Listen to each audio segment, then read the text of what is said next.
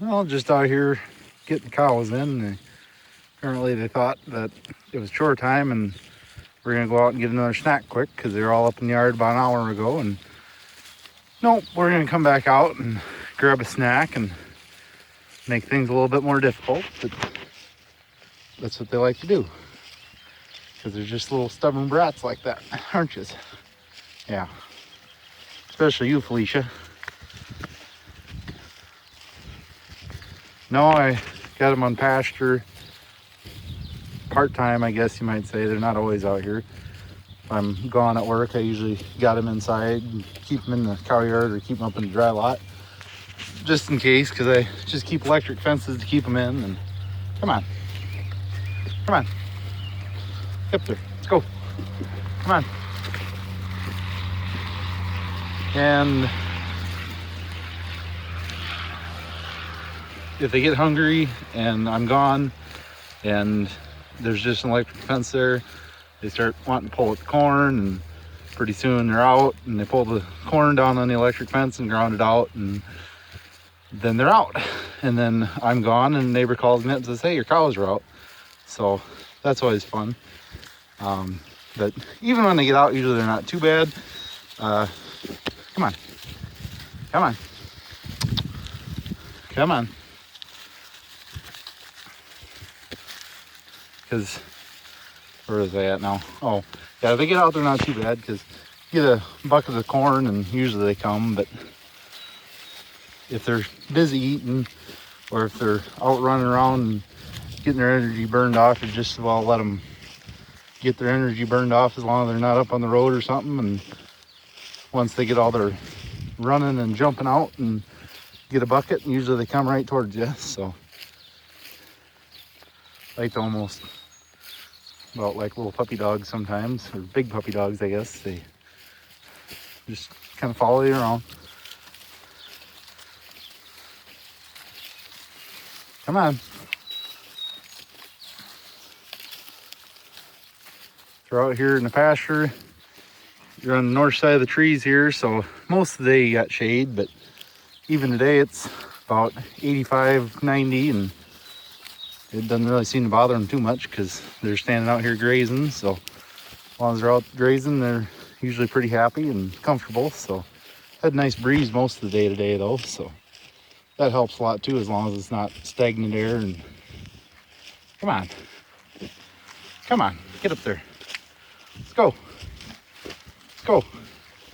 You guys come back out in an hour. Let's go, come on girls. I got some jerseys, I got some brown Swiss, or one brown Swiss, I guess she's over there. And then pretty much the rest are Holsteins or Holstein Jersey Cross. So, and I guess there is 3 shorthorns in here, milking shorthorns in here. So, it's pretty much the whole herd. I guess I just like to have the mixed breeds because I don't like to put all my eggs in one basket. I like to have a variety, I guess you might say. And the Holsteins milk really well, and the Jerseys and the brown Swiss have the butter, fat, and protein, so kind of pays a little bit better if you got higher butter, fat, and protein. So and Jerseys eat a little less too, and they're a little bit smaller and kind of push them around a little bit better. But otherwise, the pasture, I keep them out here. This patch is about maybe 2 acres or so, 3 acres, and this probably lasts them about 2 days or so. Then I got one over there. There's a fence that goes right across in front of them here, and another one's about 2 acres, and then all the waterways amongst corn. I let them out there every once in a while and let them keep it clipped off anyways. It doesn't really get them a whole lot. Usually they eat that off in about a day because there's only about an acre or 2 there, but and that never really seems to grow back quite as well. But I don't put any fertilizer on that either, so come on, girls, let's go. Guess I'm too busy talking and not busy enough getting them up to the barn. Let's go, girls, come on. Come on. Let's go. Come on, girls. Come on. Come on. Come on. Let's go. Lane's over there. Come on. Heading in the right direction. Come on. Come on. Let's go. So that's the other pasture that they were on the last couple days, and as you can see, they got her mowed down to nothing. So we'll let that one rest for maybe a week or two, and if we get some rain, it might only take a week for it to come back decent. But I like to let it come back about 6 or 8 inches high and let them out there. I don't like it to get too tall, because it seems like it gets too tall and all they do is trample half of it over and poop on it, and then they don't want to eat it. And it just seems like they eat it a lot better if it's short. And yeah, and I got the dry lot there that they're going into right now, and I guess somebody got on the wrong side of the fence here.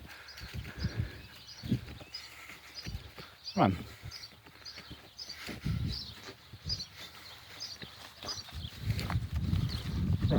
Come on.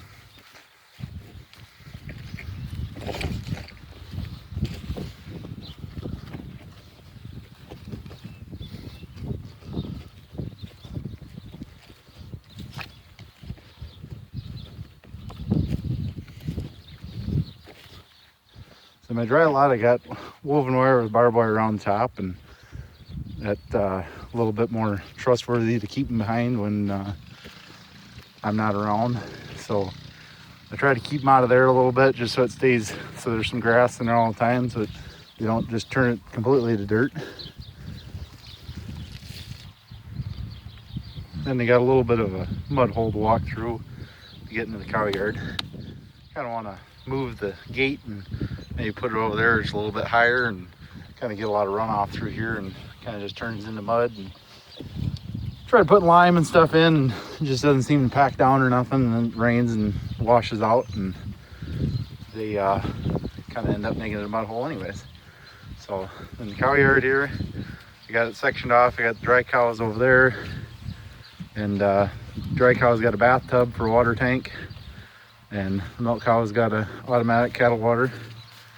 And keep some corn stalks under the roof, so if they want to lay out of the shade in the cow yard, they can. And then you got some shade between the two barns, and then if it gets real hot, I can always open the back of the barn up, and I put sawdust in there, and I got 2 nice big sliding doors on either end of the barn I can open up and get a nice breeze through there, and they get some shade, and usually stay pretty comfortable in there. But I try not to use that unless it gets really bad, but otherwise they just lay in the manure all day and it just turns into a mess. So I just feed them hay and baleage hay or dry hay, whichever I got. Usually anything I make myself is baleage hay, which is what you see over there in the white tubes.